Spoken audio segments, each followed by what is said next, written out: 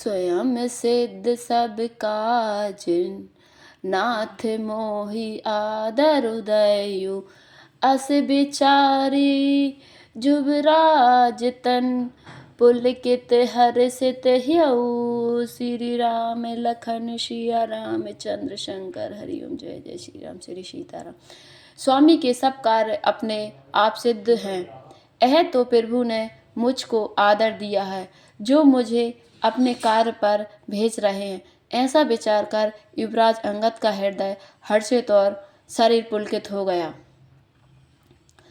बंदी चरण और धरि प्रभुताई, अंगत चले सबई से रुनाई।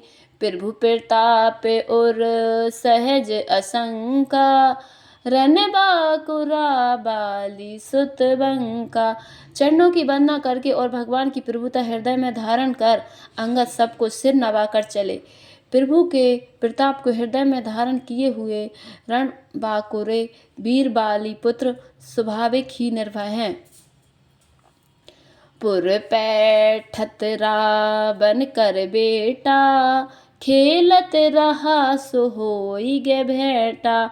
बात ही बात करस बढ़ियाई, जुगल अतुल बन पुनि तरुणाई। लंका में प्रवेश करते ही रावण के पुत्र से भेंट हो गई, जो वहां खेल रहा था। बातों ही बातों में दोनों में झगड़ा बढ़ गया, क्योंकि दोनों ही अतुलनीय बलवान थे और फिर दोनों की युवावस्था थी। तेहि अंगत कहूँ लात उठाई, गहे पद पटक्यू भूमि भवाई। निशिचर निकर देखी भट भारी, जय तह चले न सकही पुकारी। उसने अंगद पर लात उठाई। अंगद ने वही पैर पकड़कर उसे घुमाकर जमीन पर दे पटका, मार गिराया। राक्षस के समूह भारी योद्धा देखकर जहां तहां भाग चले। वे डर के मारे पुकार भी न मचा सके।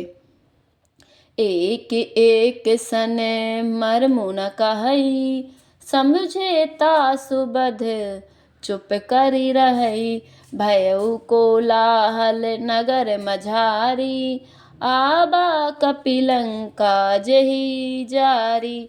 एक दूसरे को मर्म असली बात नहीं बतलाते। उस रावण के पुत्र का वध समझकर सब चुप मारकर रह जाते हैं। रावण पुत्र की मृत्यु जानकर और राक्षसों के भय के मारे भागते देखकर नगर भर में कोलाहल मच गया कि जिसने लंका जलाई थी वही बानर फिर आ गया है।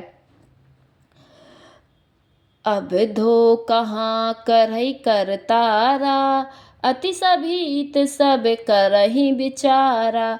बिनु पाछे मगु देहि दुखाई, जहि बिलोक सोई जाई सुखाई।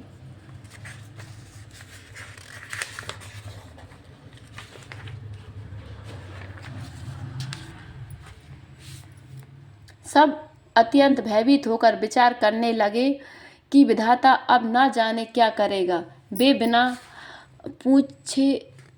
पूछे ही अंगद को रावण के दरबार की राह बता देते हैं, जिससे ही वे देखते हैं वही डर के मारे सूख जाता है। गयऊ सभा दरबार तब, सुमिरि राम पद कंज। सिंह ठबनी इत उत चितब, धीर वीर बल पुंज। लखन सिया रामचंद्र शंकर हरिओम। जय जय श्री राम श्री सीता जय पवन। श्री राम जी के चरण कमलों का स्मरण करके अंगद रावण की सभा के द्वार पर गए और वे धीर वीर और बल की राशि अंगद सिंह की सी एड़ शान से इधर उधर देखने लगे। तुरत निशाचर एक पठावा, समाचार रावण ही जनावा। सुनत बेहसी बोला दस सीसा, आनहु बोली कहाँ कर कीशा।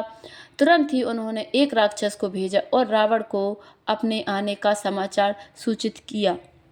सुनते ही रावण हंसकर बोला, बुला लाओ, देखें कहाँ का बंदर है। आय सुपाई दूत बहुधाए, कपि कुंज रही बोली ले आए। अंगत दीख दसानन वैसे, सहित प्राण कज्जल गिरि जैसे। आज्ञा पाकर बहुत से दूत दौड़े और वानरों में हाथी के समान अंगद को बुला लाए। अंगद ने रावण को